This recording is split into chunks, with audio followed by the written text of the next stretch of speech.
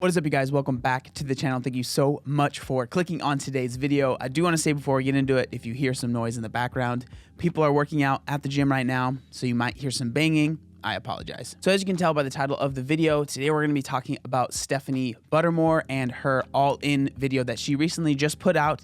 She has been all in for a year now, so this is kind of an update video on everything that's gone on in the past year. Now, before we get into the video any further, I do want to say that I think that what Stephanie is doing is very valuable, and I'm glad that she is documenting it and putting it on YouTube. I don't want people to watch this video and think that I'm like some hater that's trying to discredit everything that she's doing and just wants to point out all the things that I think are wrong or that I don't agree with. I think that there's a lot of value in what she is doing. The reason I've been making these videos is because I want to share my perspective as someone that's coming from the exact opposite side of the spectrum, right? Because she was very, very thin and she wanted to gain weight, and I was obviously very, very large and I had to lose weight. Now, I've watched her video a couple times. It's about 40 minutes long. I absolutely 100% recommend you watch that video probably before this one. I'm going to do my best to kind of talk about some points, but I don't want you to feel like you're missing out on anything, so I will link her video down in the description, but I'm going to go over the video and talk about the points where I had things that I wanted to say. Just a quick rundown on what All In is if you're not familiar. So Stephanie Buttermore, she got very, very lean for a bikini show. She was really struggling with being extremely hungry at all times of the day. Basically, she never felt like she was full. And so in her very first all-in video, she kind of explained that what she was going to do was eat as many calories as she wanted every single day for whatever amount of time it took until her body basically stopped being extremely hungry. And so that is the all-in that she is doing. Now, obviously, that's a very condensed version of what she's doing, and there's a lot more nuance to it. But again, for the brevity of the video, that's kind of the basis of what all-in is. So in this video, Stephanie talks about the genesis of her extreme hunger was when she did a bikini show. So the genesis of my extreme hunger was truly born back when I did a bikini competition because I had a very restrictive prep. Definitely not a flexible approach. It was a hardcore bro prep. And at the time, I didn't know any better. I was only eating cod and 10 spears of asparagus like 5 times a day. And I was also doing 45 minutes of HIIT cardio every morning at like 5 a.m. in the morning because I was in grad school. Now, I think that this is a very, very important part of the video that I feel like could be maybe explained a little bit more, and there could be a lot more value here because she does talk about how, you know, she did the bikini show and then after that she was really, really hungry. And I can kind of relate to what she's talking about because when I did my men's physique show, I got down to eating, it doesn't sound like it's that low, but for someone my size, it was pretty low. I got down to eating 2,100 calories and I was doing 45 minutes to an hour of cardio every day on top of weight training. Now, Stephanie says she was eating like 900 calories every single day. And then, you know, that's where she says her extreme hunger started. But then she kind of moves on and says, you know, no hate to anyone that's competing. You know, I know that there are ways to do it that are a lot healthier and that are a lot better. I actually ended up winning my show. I got first in overall, and that was all exciting. I don't regret it. I think it was a really good learning experience. And I absolutely know now that there are right and wrong ways to compete. And I know that there are way better strategies than what I did. So absolutely no disrespect to anybody who competes, but that was just my experience. Now, I want to make it very clear that I don't think that everyone that competes is a bad person or anything like that, but I think it's very important for us to talk about competing can be very unhealthy, and it's not just a select few people that it ends up really wrecking their metabolisms or wrecking their relationship with food. It's a big chunk of people. And I really think that what could have been really cool is if she would have like stayed on that topic for a little bit longer and said, hey, if you don't feel like you need to compete and you just want to do it for fun, maybe think about doing something else with your fitness and with your health, because I really do believe that I got very lucky with competing and not, you know, maybe ballooning back up in weight or really struggling with food after the show.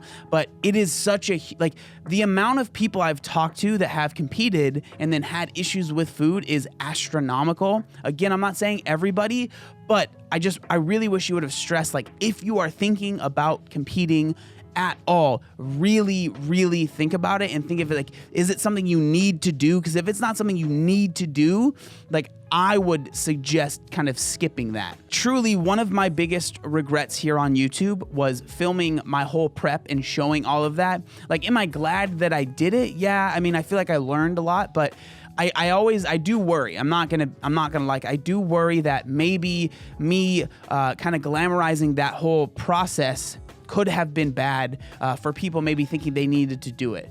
And I don't want people to think that they need to compete. Again, not everyone that competes is a bad person, and I'm not like, you know, trying to come after you, but I just want to make it very clear that competing really can, like with Stephanie, she's a very smart person. She is a very, like, she's very knowledgeable, but it even messed up her relationship with food, right? So if you're someone that's like me, that's coming from the opposite side of the spectrum, being very large, and then trying to get really lean to step on a stage, just really think about if that's something that you need to do. The next thing I wanted to talk about was kind of the genesis of her cheat days. This was like a really big thing on her channel for a while. So Stephanie sees her boyfriend Jeff try the 10,000 calorie challenge. He isn't able to complete it and he fails. So then she decides, oh, I could do that easily. Like, that would be fun to do. And so she ends up doing the 10,000 calorie challenge. She says it's not really a problem for her. And then she kind of starts doing these cheat day videos on her channel. Now, these videos, one, for her, she says they're really fun for her to make because she's able to eat whatever she wants. But on top of that, and I think more importantly, is that they do well for her channel. So they help grow her channel. She gets lots of views from them, which there's nothing wrong with it, right? If you find something on YouTube that is a niche that you can almost like exploit and you can make videos on and you can make money on and you can grow your brand or whatever, you know, do you. But I think it's important to acknowledge that because it was a really huge part of her channel for a very long time. So Jeff was doing the 10,000 calorie challenge and he really struggled through that. And the entire time I was watching, I was just thinking to myself, like, I could easily do this, no problem. Really good. I could totally eat that whole pizza. Oh my god, yeah. You want to do it for me? So just for kicks and because I genuinely wanted to try it, I did it for my own YouTube channel. It was kind of the thing to do back then and I easily completed it. And unlike Jeff's torturous experience, I thought it was so fun.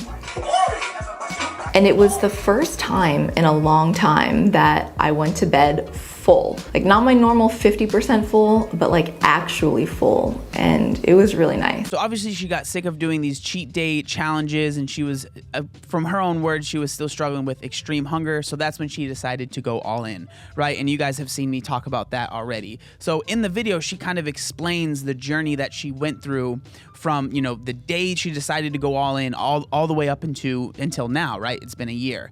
And I will say that I think she did an absolutely fantastic job of sharing the reality of what it was like for her as a woman, as a YouTuber, someone that's in the spotlight, gaining weight for a year, right? I can only imagine that was unbelievably difficult. And again, I think she did an absolutely fantastic job of sharing the realities of that. And I really do appreciate how well she did that. So she explains a lot of how she dealt with hunger. So at the very start of her all-in, she was kind of insatiably hungry, always hungry. She ate a bunch of calories, like 5,000 to 7,000 calories a day, she was saying at one point. And she ended up gaining up 42 pounds in about 6 months. So her heaviest weight was up 42 pounds. She doesn't say what her weight was. So basically she gained 42 pounds in about 6 months. And what she says is about at that 6-month mark is when she was still eating to just when she was full, but she noticed that she was eating a lot less food. And then she kind of has started, since the half-year mark,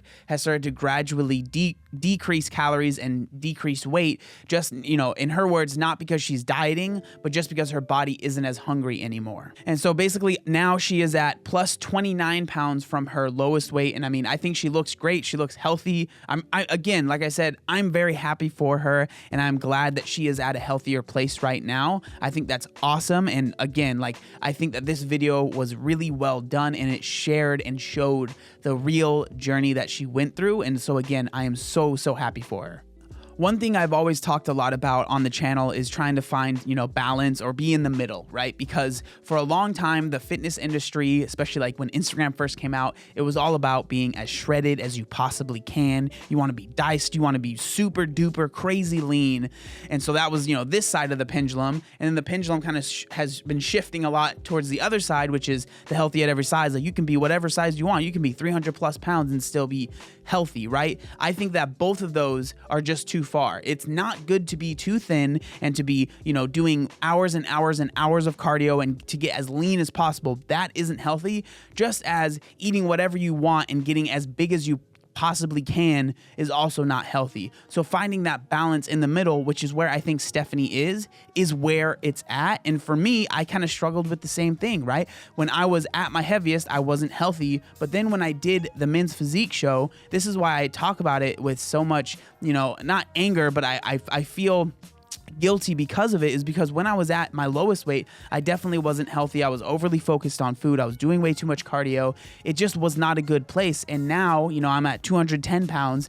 I'm 30 pounds up from my lowest weight, but I am 100% healthier now than I was at my lowest weight. And of course, than I was at my highest weight. I think what's interesting, with maybe like me and Stephanie is that we just come from the exact opposite sides of the spectrum. So, she might see things a certain way. I obviously see things a different way, but I don't think that there's, anything wrong with that. I've never spoken with Stephanie. I don't know how she feels about me. She might not like me, and I understand not everyone likes being, having people commentate on their videos, but I don't think that she's a bad person. I'm glad that she has had these experiences and she's learned so much. And I'm definitely very, very glad that she is making these videos and sharing the real experiences that she had. I think that that's invaluable, and I think that she is going to help a lot of people. And I think at the end of the day, a lot of what her audience might be is going to be different than what my audience is. She's probably dealing with a lot of women or even guys that are, going from that really, really thin place, that are maybe trying to gain weight or have never been really, really overweight. And obviously I'm speaking probably to more people that are dealing with wanting to lose weight for their health. So it's just different people. And I think that that's kind of an important thing to notice and realize. But all in all, the main problem that I ever had with Stephanie was glorifying the overeating and, just those crazy calorie challenges, because I feel like it can put a really negative relationship with food to a lot of people. She has millions of people watching her videos, and I really think that her going through this has maybe made it so she's not going to be doing that anymore. And again, if she wants to, that's her choice, but I'm always going to be someone that I think that is a dangerous, line to kind of be towing, because it can really turn into some significant eating disorder stuff and some very dangerous things for people. So that's why I'm never going to be a fan of that. And I really think that people should be very careful and not just try and do these things that they might see YouTubers eating, 10, 20, 30,000 calories, because it really can be very dangerous for your health. Oh, with that being said, I would love to hear what you guys think down in the comment section down below. Thank you guys so much for watching today's video. Make sure you like, comment, and subscribe. There is one other thing that I wanted to say. Oh yeah, look how buff I am. Ugh. Obey the warning signs, and when there are flashing lights or wigwags, don't attempt to cross until they come to a complete stop.